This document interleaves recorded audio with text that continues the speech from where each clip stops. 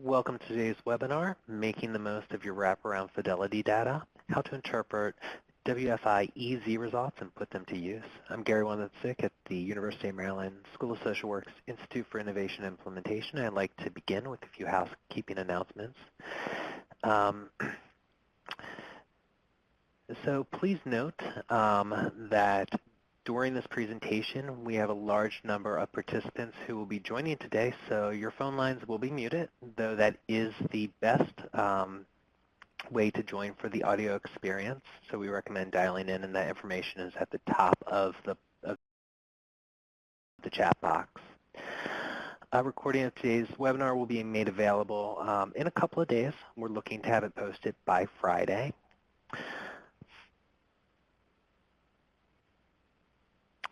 This webinar is hosted by the National Wraparound Initiative, a partner in the National TA Network for the Children's Behavioral Health, operated by and coordinated through the University of Maryland. Janet Walker, co-director of the National Wraparound Initiative, will now introduce the webinar.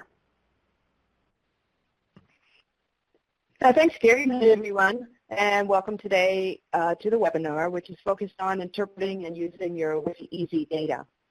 I took a quick look at the registration information yesterday, and particularly at the responses that you all gave about what you hope to get out of the webinar.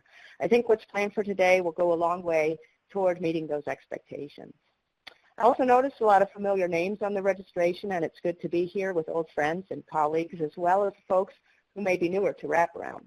I also noticed we have attendees here from far and wide, including folks from Puerto Rico, Hawaii, and Canada, and lots of places in between. I did just want to note that this is a first for us, that with this webinar, you will have the opportunity to receive CEUs. So at the end of this presentation, watch for the link to complete the post-test and apply for CEUs. Next, please. Just another quick note. Oh, am I doing the slides? Okay, there we go. A quick note before we begin. I do want to encourage you to stay in touch with the NWI by signing up for the letter. After the webinar, you'll get an invitation email that will ask if you're interested in signing up. You just need to click on the link to confirm.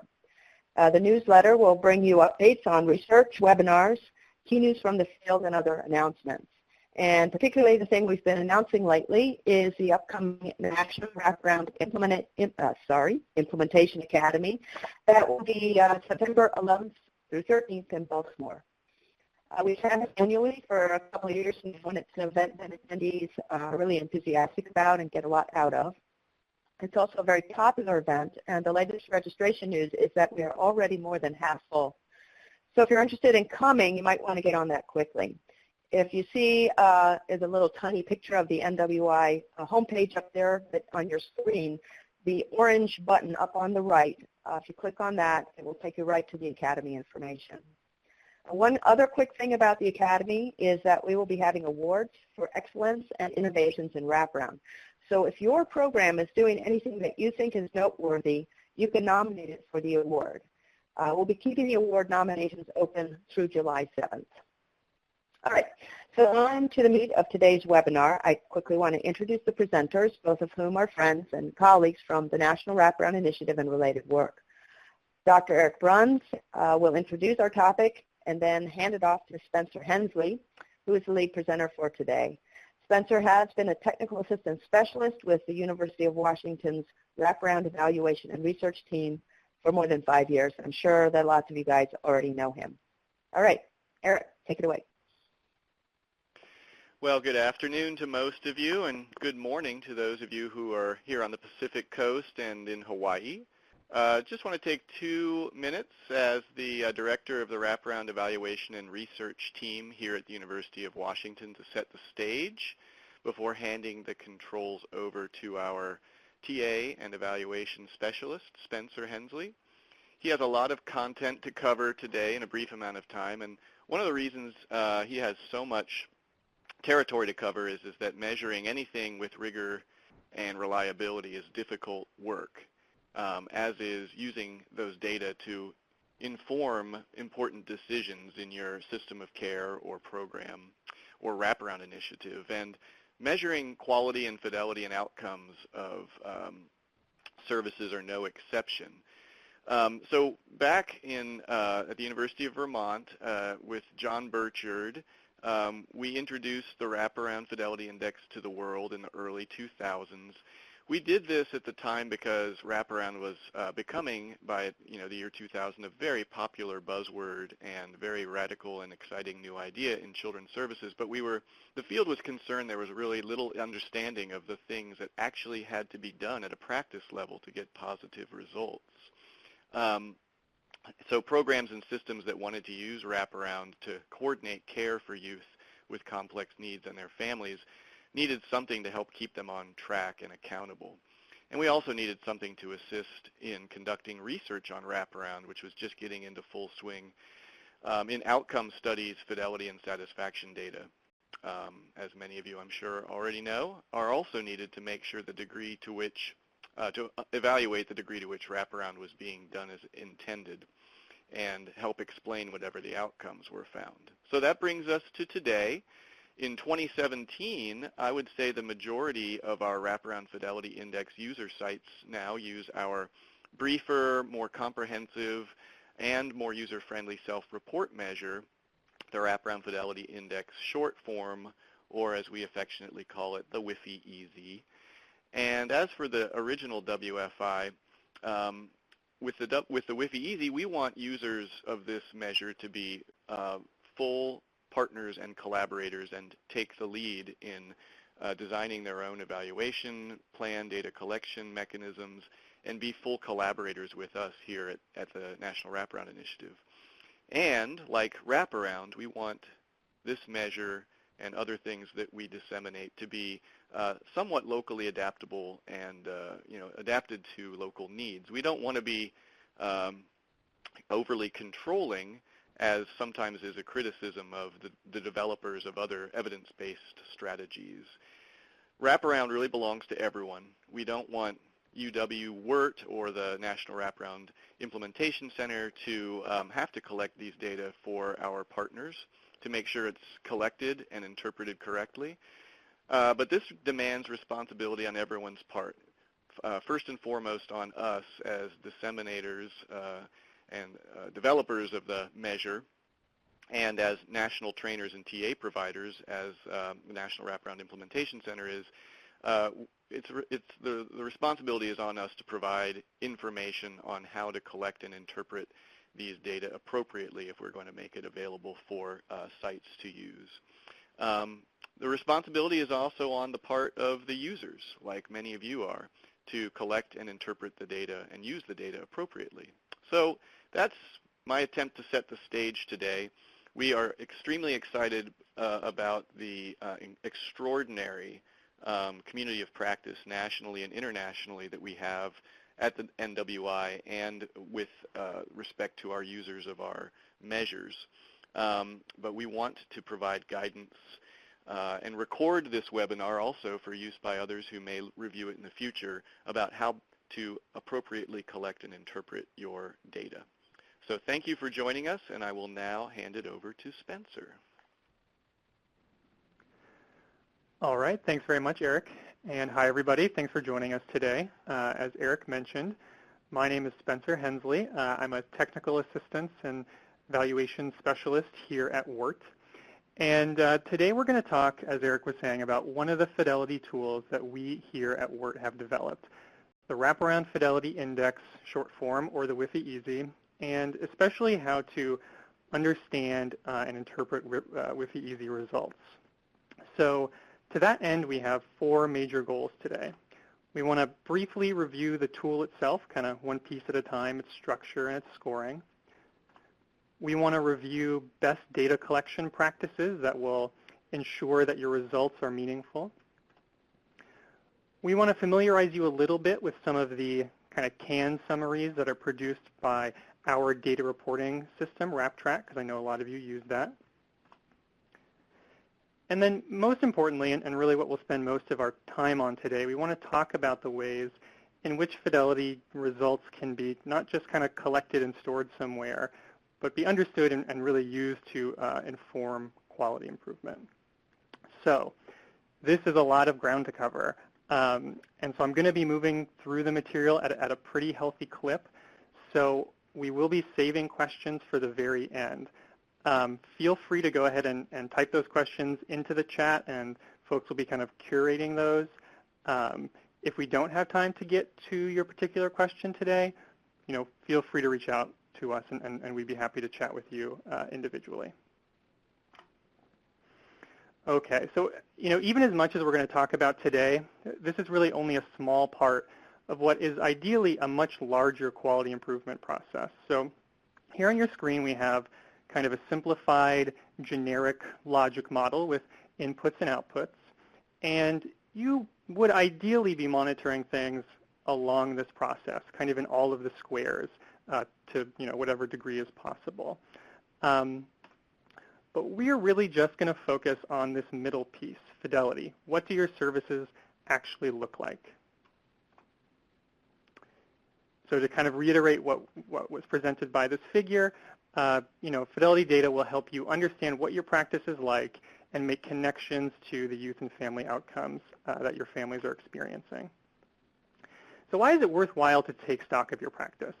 I think it's always good to know what's going on out there, but additionally, in our experience, we see that wraparound teams often fail to do several things that are important or essential to the wraparound process, such as including all the relevant team members, engaging the family or informal supports, monitoring progress, and things like that.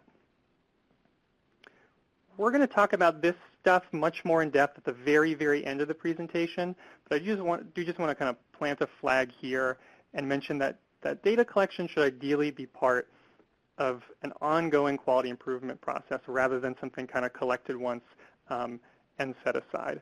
So we'll talk about that later, but just keep that kind of in the back of your mind, that ideally this is a regular part of your implementation effort. There are lots of ways you could measure fidelity. The WFI-EZ is only one of even our fidelity tools. So we also have a team observation tool, that's the TOM, and a document review tool, that's the DART. So each of these things gets at the question of fidelity to the model in a slightly different way. There we go. And we are now, folks all around the country are using some of these tools, and I see people from many, many of these states represented here today, and we're glad to have you. Okay, so the WFI-EZ, though, what we're going to talk about here is a self-administered survey that can be completed on paper or online. There are 4 versions of the tool. It can be completed by caregivers, youth, facilitators, or other team members. There are 5 sections to the tool, kind of a brief demographic section, a really short kind of basics of wraparound section, a fidelity section, satisfaction, and then outcomes. And we're going to cover these sort of one at a time throughout this presentation. The tool, as Eric mentioned, is based on this semi-structured survey tool, the WFI, that probably many of you are familiar with. And so that went through 4 different iterations before being translated into the current survey form that we use today. And then we have this online data entry and reporting system called WrapTrack, whose interface we'll be looking at for some examples today, just kind of some screen grabs, because I know that, like I said, lots of you folks are using that. And then finally, I do just want to remind everybody that the materials themselves, like the survey itself, is copyrighted, so please contact us if you're interested in obtaining or renewing a license. Okay. So that's sort of the end of the kind of introductory throat clearing stuff. So without further ado, we're going to actually talk about WFI-EZ results. But any discussion about interpreting results needs to begin with a thorough consideration of the data collection process. In many ways, the most important part of data analysis is data collection. Okay, for your analytic efforts to be useful, your data needs to be generalizable. This means that you have to have confidence that the data that's in front of you, the families from whom you collected data, are reasonably similar to the families where you don't have any data, where you don't have any information. And there are kind of 2 critical elements to making sure that this happens, okay?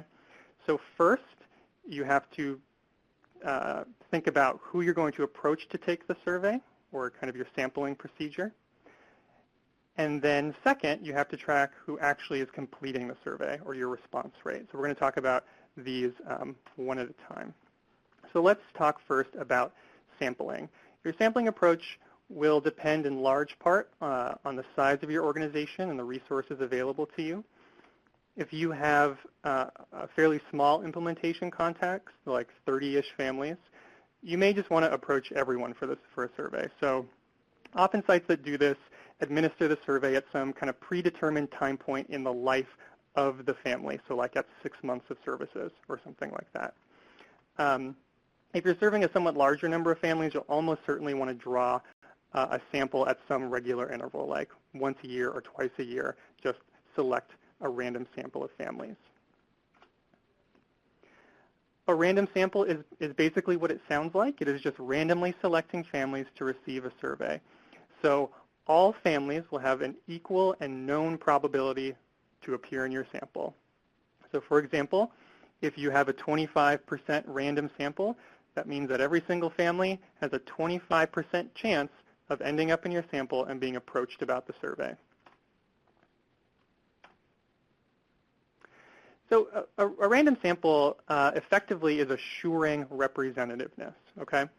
By giving everyone the same opportunity to be in the sample, you're likely to maintain important characteristics of your population, right? So you're likely to get, roughly the same proportion of, say, girls and boys, families who are satisfied, families who are dissatisfied, youth with particular mental health issues or juvenile justice issues, and so on. Without a random sample, you may inadvertently select a group of people who don't maintain those characteristics. All right, so here are 3 non-random ways that you might select people to complete a survey like this. And each of these might cause its own kind of bias. So in the very first example, where a supervisor asks her staff to pick families to complete a survey, staff may feel an incentive to kind of pick the families where the process is working best. Or even if they sort of understand that, they want to be a little more fair than that, they're likely to avoid that one family where things really aren't going well, that one family who's really struggling. And the last example, where a survey is included as part of a graduation packet, you will, of course, miss those families who don't successfully complete services, and they may be different in an important way. In fact, they almost certainly would be. There are some kind of caveats or exceptions to drawing just a simple, true random sample. So most commonly, people will sometimes draw what is called a stratified random sample. That just means that you kind of force certain characteristics to have some proportion. So that, an example may be like making sure you have enough people drawn from all your regions, or making sure you have at least one family from each care coordinator, or something like that. And that's completely fine. There are limits to that kind of thing at the extreme, and we are happy to talk with any of you individually about your sampling procedure. But as a general practice, and for right now, just know that that's totally okay. So that brings us to the second critical element of data collection, your response rate. A sample is only going to be as useful as its response rate. Any missing surveys are going to reduce the representativeness of your data, and they can turn your sample, your random sample, into what sometimes gets called a convenient sample, just kind of, the folks who were available, who were convenient. The families who don't get back to you and don't complete a survey, they may be less engaged in the process. They may be less satisfied with the services. They may just have, more chaotic lives and have higher needs, and so may be different in an important and systematic way. That said, practically speaking, you're not likely to get, absolutely 100% of the families that you approach to complete a survey. So we here at WIRT and NWIC recommend a response rate of at least 75% to think of your data as representative. Now, this is not always an easy goal to accomplish. We collect, we sort of oversee lots of data collection efforts here at WIRT, and candidly, that's a hard goal to hit, 75%. But a successful data collection effort is going to be one that is well organized and is persistent. Okay? So best practices include things like using a tracking sheet to monitor your data collection, ensuring that families and staff are aware of the process in advance, making calls at various times of the day, like evenings and weekends, meeting families in person if possible. Again, we are happy to help troubleshoot your data collection efforts, though I will say now there is unfortunately really no kind of simple silver bullet solution to data collection. It really does often just take persistence. Okay, so what if you haven't quite done this? What if your data isn't representative, it isn't generalizable? And remember, that means that it wasn't collected from a representative sample, so a random sample, or from everybody, a census, and or a significant number of your families failed to actually complete that survey, the families who you approached. So if those things aren't true, you really shouldn't be sharing your results with stakeholders. It's just a little misleading. So that doesn't make your efforts useless. They can be internally useful for kind of planning future evaluation activities, or even kind of making hypotheses about workforce development and quality improvement. It is better than a hunch, but it really isn't appropriate to present data with a really small response rate as evidence, let's say, of like the quality of your practice without including a whole lot of caveats. Okay, so now we're going to go through each of the 5 sections, or well, actually 4 sections. We're going to skip that demographics, but one section at a time. So for each of these, we're going to look at some of the items. We're going to talk about how the results are calculated, how it's scored. We'll try to think critically about what those scores sort of really mean, and then recommend some general approaches for using that information. So first up is Section A. These 4 questions ask about the foundation of the wraparound process. The family is part of a team. That team has created a plan of some kind, a plan of care.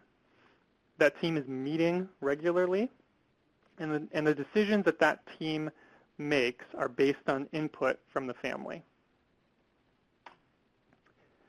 So again, these are kind of the foundation of what we think constitutes wraparound.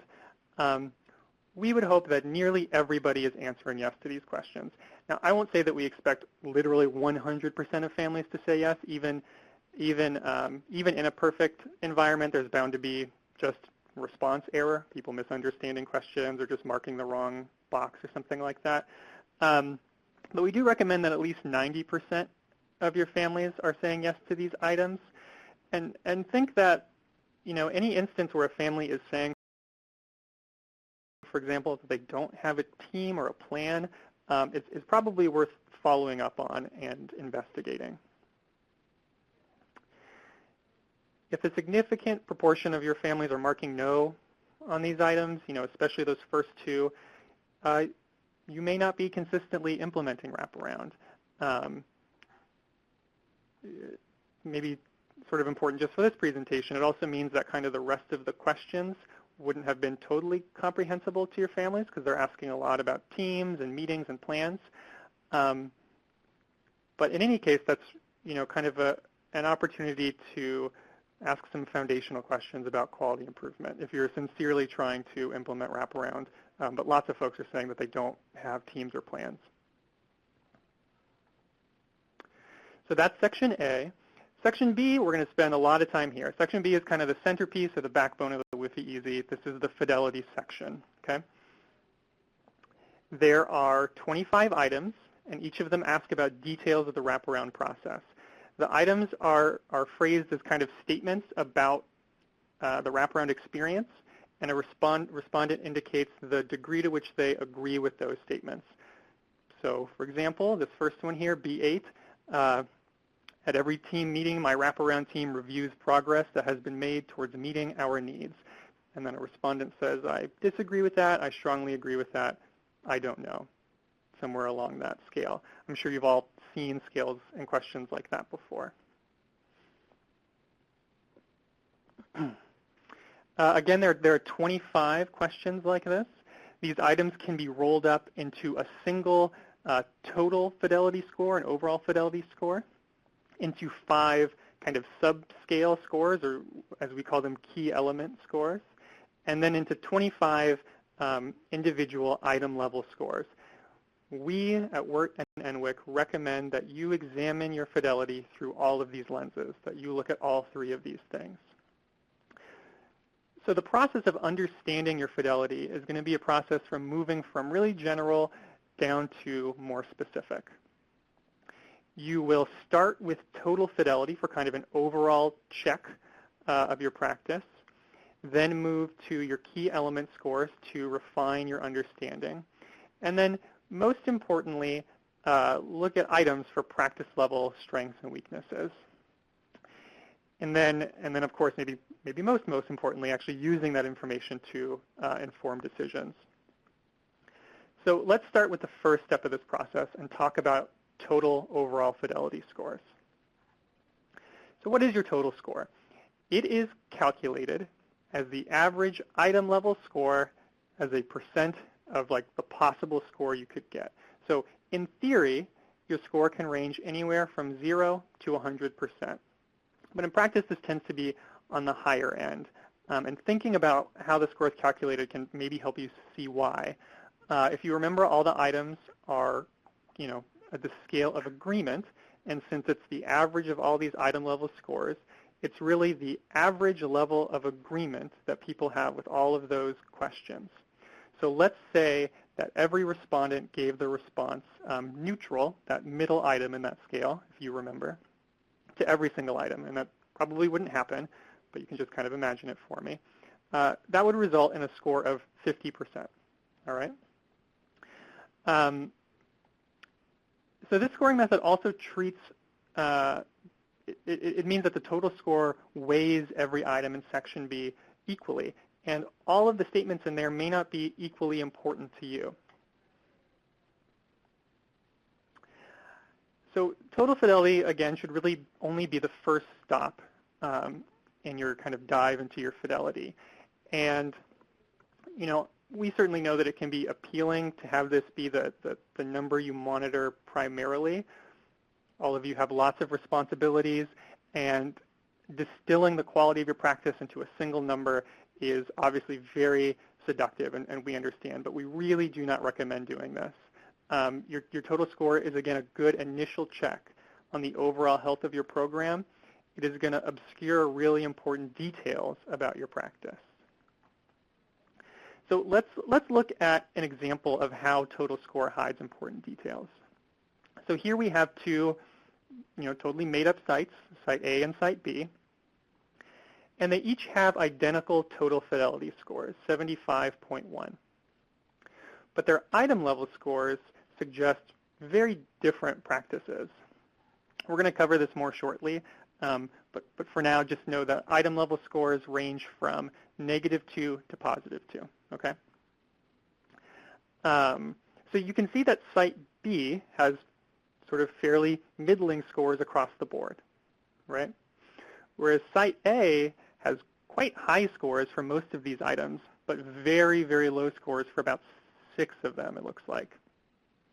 So while both of these sites, again, have the same level of total fidelity, of their overall fidelity, I don't think that their practice is likely to look very similar if you were to kind of sit in on a couple team meetings at these sites. And so I don't think that quality improvement efforts ought to look very similar either. So when you return your total score, or in fact any of the other scores that we're going to talk about, you'll also see in RapTrack a number called a national mean. All right? And I'm going to spend just a little bit of time talking about this number and what it means. So the national mean that we have currently is not a benchmark. They are it's just a comparison. It's a site-level average from a collection of sites who have provided us with WFI-EZ data through RapTrack. So, remember we were talking about sampling before. This is a convenient sample. This is not representative of Wraparound around the country. They're generally larger sites. Of course, they're the kind of sites that use that use the WFI-EZ, but they may not be very similar to your site, and they may not be very similar to what Wraparound generally is like. There is no cutoff score that indicates quote-unquote high fidelity. There is no cutoff score that is associated with more positive outcomes. That being said, we certainly understand the desire for something more like a benchmark, and we are sort of slowly working on it. You know, our goals are to create sort of more dynamic national means that can draw from sites that maybe more closely resemble your own particular context. And we are, of course, looking for evidence of associations with particular outcomes. But the lesson here, and if you only take one thing away today, this is not a bad one. The lesson is this. Please don't focus too much on either your total score or your national mean. Comparing your score to the national mean, it's not going to tell you if the process is being delivered to high fidelity. It just lets you know if you're kind of roughly similar to this collection of, you know, comparison sites, mostly large sites from around the country.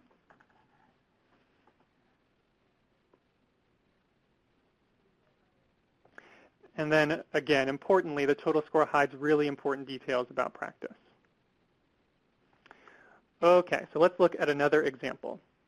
So let's say that you've run a report to look at your total fidelity score. There it is, your site A. Lo and behold, your score is 75% higher than our national mean. Congratulations, right? That means you're providing high fidelity wrap. Your families must be getting better. You know, let your stakeholders know, take it to the bank, we're done, right? No, of course, at this point, you sort of know a little bit better than that. And so we've provided some sample language about how you might describe a result like this with a little more nuance. If you are uncertain about the language that you are using locally, reach out to us, shoot us an email, and we can talk about it together. Okay, we're invested in making sure folks feel comfortable talking about what their scores really mean.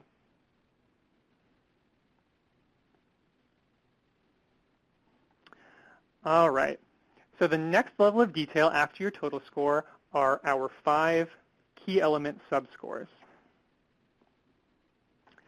So the 5 key elements are driven by strengths and families, based on underlying needs, use of natural and community supports, effective teamwork, and outcomes-based processing. These are calculated exactly the same way as the total score, so each of these key elements has 5 items that constitute them, and it just averages together the items within each key element. So that means it has the same strengths and weaknesses as the total score. It's a nice kind of overall view, but it's going to obscure differences between the items. RapTrack will generate a key element report for you where you can compare your scores across different facilitators or organizations, depending on how your RapTrack account is set up. And national means are presented alongside these results as well. And of course, the same kind of warnings or thoughts apply to the national means here as they did to the total score.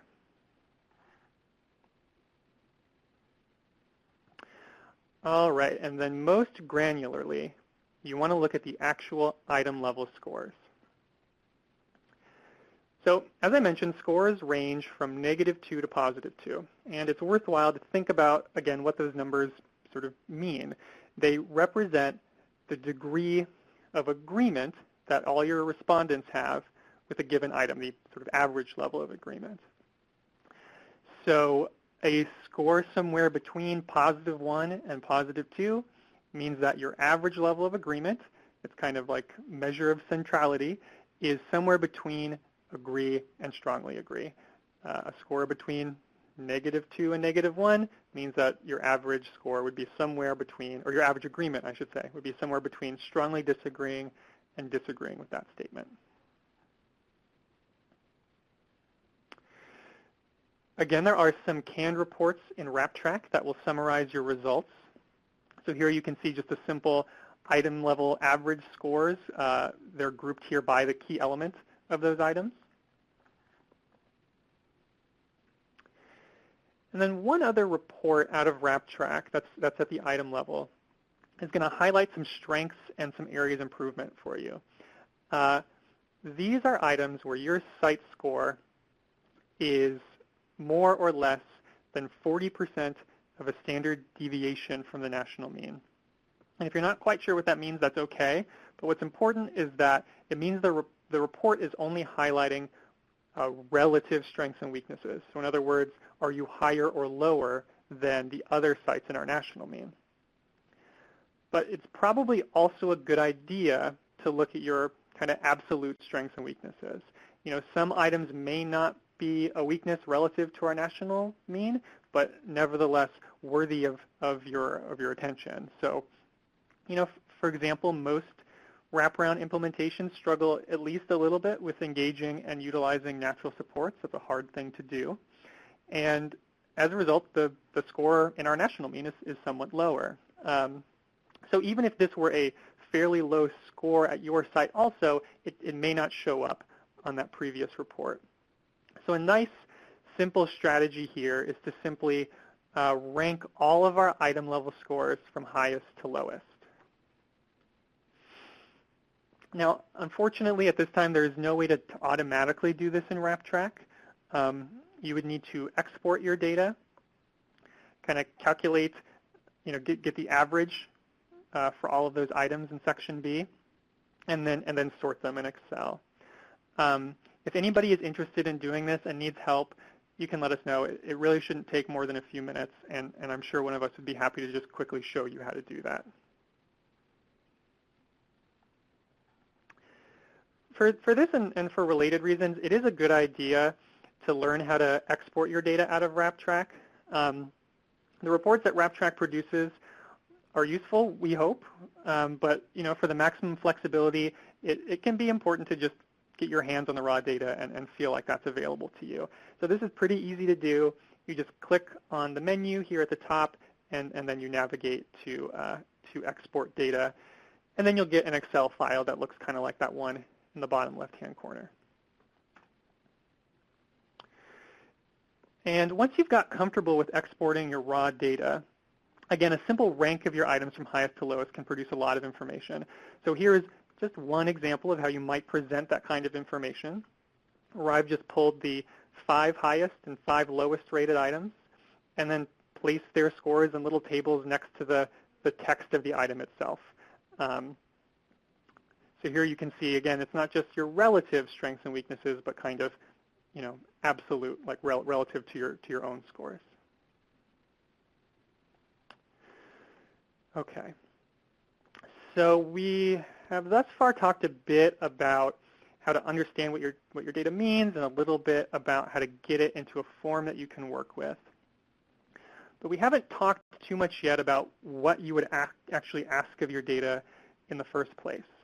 The specific questions that you're going to ask are going to be unique to your context. And so it's hard to be too specific here. But at the very broadest level, what you'll tend to do is look for patterns. You'll have almost certainly some kind of analytic group that you'll be comparing, and so that might be groups of facilitators or supervisors or organizations or counties or time points, last fiscal year compared to this fiscal year, something like that.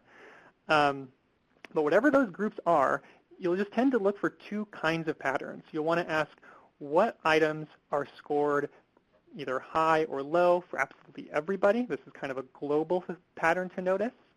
And then what items are scored either very high or very low for only some of your analytic groups. This is something that's more local in some way.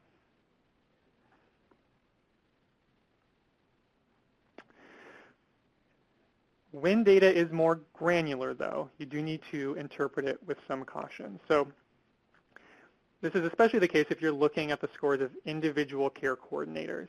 You'll just want to pay close attention to the number of surveys that are making up, whatever average score you're looking at. If you've collected data the way that most sites do, you'll have lots of surveys, and it will be fairly representative at the scale of like an agency or a county. And it'll be much less so at the scale of a care coordinator. So the one family that happened to fill out a survey for this care coordinator, that may or may not be very much like what most of her services are like, what most of her family's experiences are like. Okay. So now we have one kind of last set of example data, or actually it's the same set as before. So you remember our example of the total score, which was 75%, higher than our national mean of 72%. And so here we have the key element scores that make up that number. The blue are your scores compared to the red national means. So we can see that our natural support score is our lowest score. It's both like our lowest score, like relative to our other scores, and it's also the lowest relative to the national mean. There's kind of the biggest gap there. While our strengths and family-driven score is our highest score, again, both overall and relative to the national mean. So as we're starting to kind of piece together the story of our fidelity in our heads, it seems as though we maybe struggle to include natural supports, but are quite good at being strengths-driven. At least that's sort of a hypothesis to work with for now. But let's clarify that a little, or add a little nuance to that by looking at our actual items. So let's start by looking at that low-scoring key element, natural supports. So if you read through those items, you can see here that the first two items are sort of about the kinds of supports that families are able to build thanks to the wraparound process, not so much what's happening inside an actual meeting. And the scores here are actually pretty high, despite the low key element score. Next, we have two items that are most directly about the inclusion of natural supports, like friends and extended family members, on the team. Now, the scores here are low-ish, but they're not too much lower than the sites who make up our national mean. This is, like I said, something that folks everywhere struggle with at least a little bit. But it's this final item that I really want us to pay attention to, because this is the item that seems to be driving a lot of our low key element score. This is an item about the inclusion of sort of informal strategies. Now, this is obviously related to the inclusion of natural supports on your team, but it isn't precisely the same thing. And had we just stopped at those key element scores, had we stopped at that last figure, we might have missed this nuance. We might not have kind of targeted our efforts in the way that they may be most needed here. And then even though we scored really well, let's also look at that strengths-driven key element in some detail. So we can see here that 4 of the 5 items, the kind of second 4, or the last 4, are scored extremely high, much higher than the national mean. And that suggests that many of these practices probably are real strengths of our program, and that's great. But you will notice one exception, that very first item. This is an item about families selecting the people who are on their team, and so that probably underscores the same kinds of issues that were at play in that lower natural support score, and again, something that you may have missed without diving into these actual item level scores. So here again is some sample language for reporting purposes, describing key element scores and kind of particular strengths and areas for improvement of practice on an item level.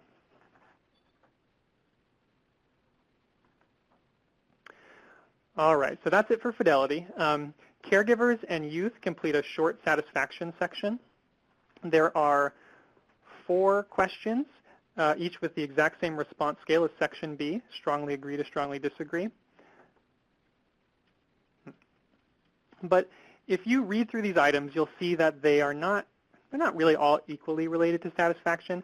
The first 2 are kind of most directly about satisfaction with the process, while the second 2 are a little bit more about progress made so far. So for this reason, we really think that it's a little bit better to look at item level scores than to calculate kind of a total satisfaction score. You should, in general, expect relatively high satisfaction scores. Across all kinds of services and industries, people tend to say that they are satisfied with things. People like to be nice. People like to be appreciative of the work of others. And so unless they have like a specific active reason to say that they're dissatisfied, people tend to give kind of higher marks.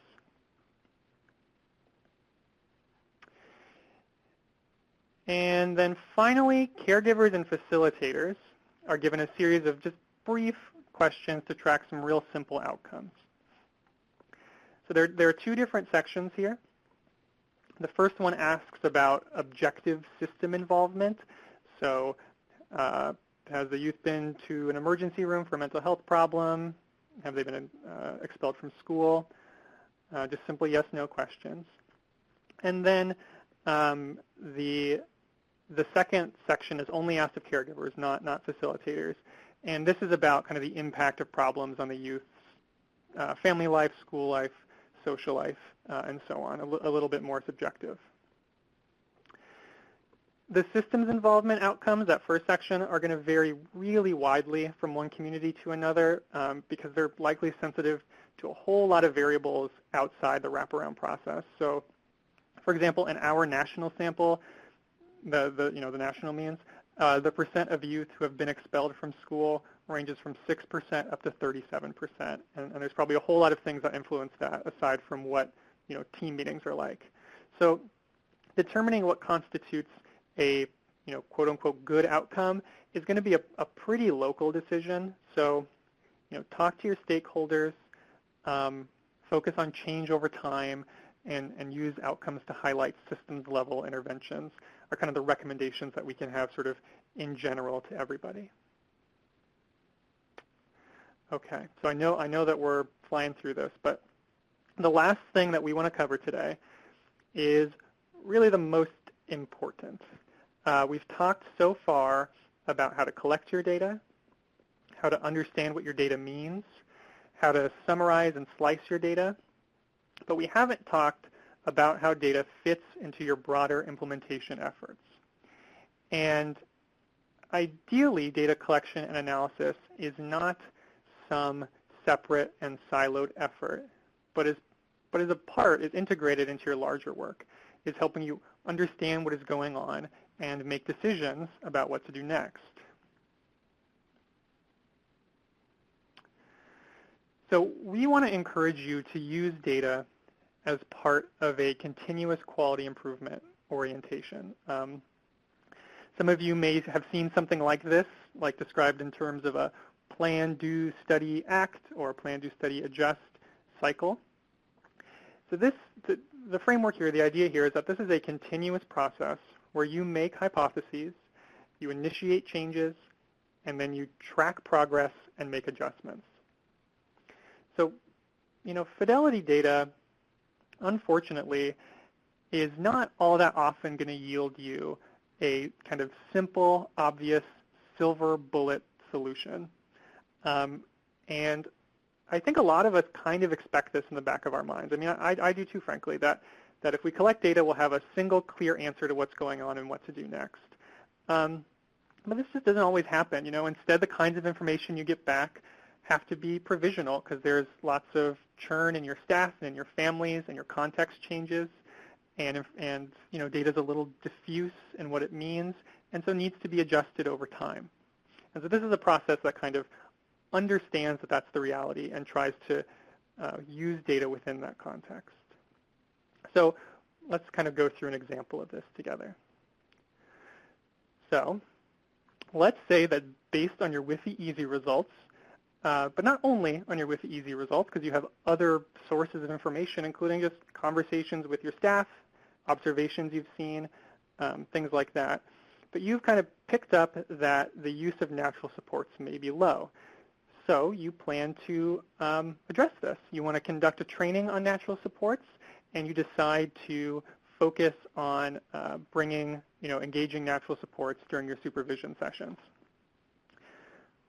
So you go ahead and you implement these changes, right? You hold that training, you change your supervision style for a little while, but you can't kind of stop just there. You want to see, is that actually working? Are we having the intended impact?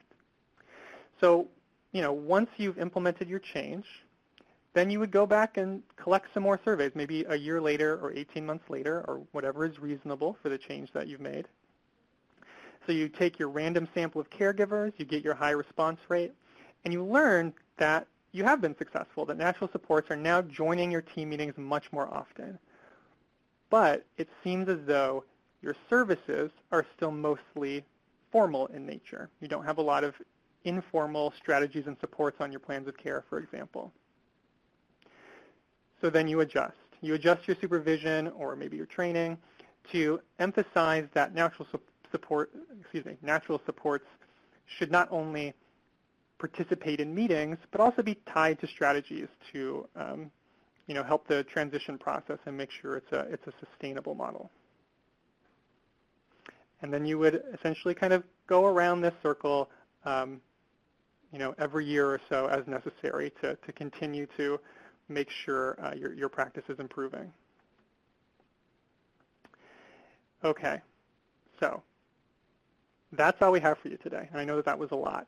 If you are interested in learning more, if this was interesting to you, consider joining us in Baltimore this September at the National Wraparound Implementation Academy. This is what Janet was talking about at the very top of the presentation. Evaluation and quality improvement is going to be just one of several high-quality, fascinating tracks that you can join. So I hope that we will see some of you there. Again, the slides and resources will be available here. Gary was saying that they're hoping to do so by Friday, but certainly not before too long.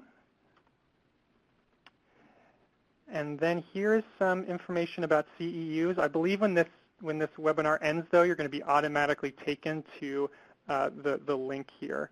But please let somebody know if you have trouble with that. So I think we have, I don't seem to have any other slides. I think we have some time for questions. So we have about 7 minutes, but I'm happy to stand a little longer if necessary. Who has some questions? Well, Spencer, you did a great job. This is Eric. And thankfully, Gary and the Institute have been compiling the questions. So let's try and get through them, and then we can, folks who want to stay on past the top of the hour can do so for a few minutes to get any individual input or additional input.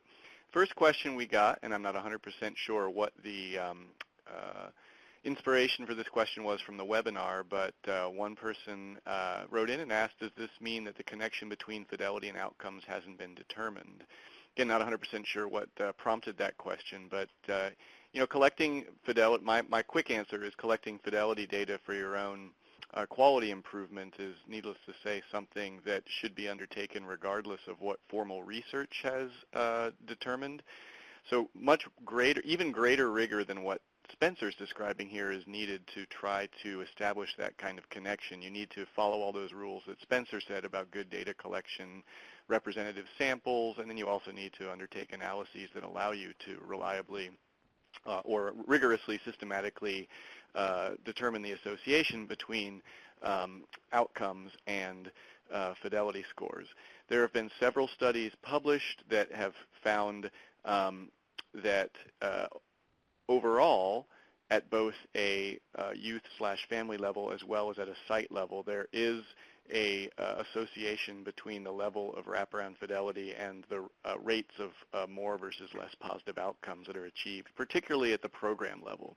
So knowing the degree to which any individual wraparound initiative or program is achieving this higher versus lower fidelity, and then associating it with the outcomes that they're achieving overall. So for example, the rate of prevention of out-of-home placement or the relative amount of positive change on a standardized outcome measure seems to be associated with the overall fidelity scores for wraparound initiatives. So that has not been so that association has been found. It doesn't hold up in every organization or state, or certainly not for individual families, because as Spencer said, families' level of satisfaction and outcomes is dependent on so many things beyond just wraparound care coordination. But we have found that trend at a program and system level.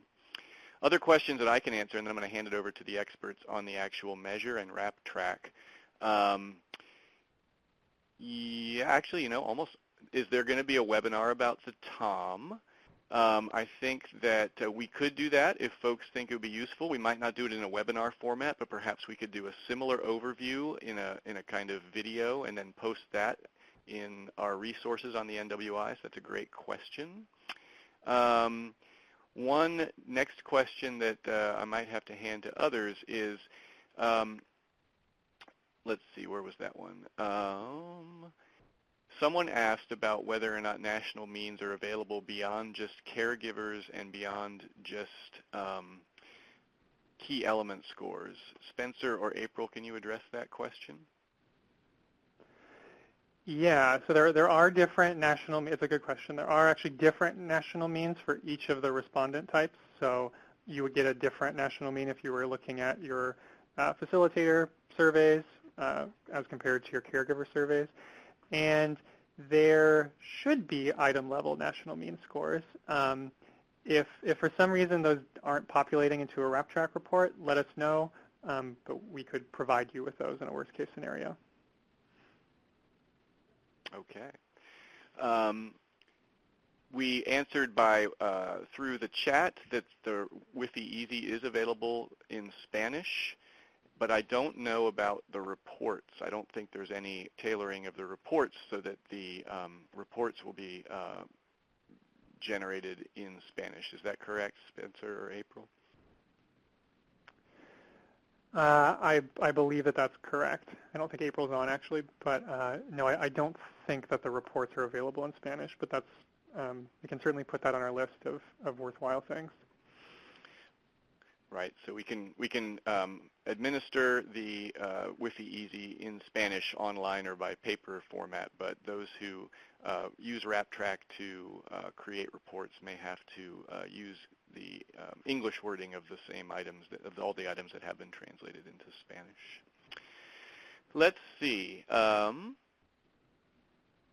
Can you confirm that the negatively worded questions are reverse-coded and presented in the strengths and weaknesses based on that? And the answer to that is correct. The strengths and weaknesses scores, as well as the profile of item scores, would be presented in the same direction to facilitate interpretation, I believe. Is that correct, Spencer? Yeah, that's right. There are about, I think there are 5 or 6 negatively worded items on the survey, and all the reverse coding does happen automatically in WrapTrack.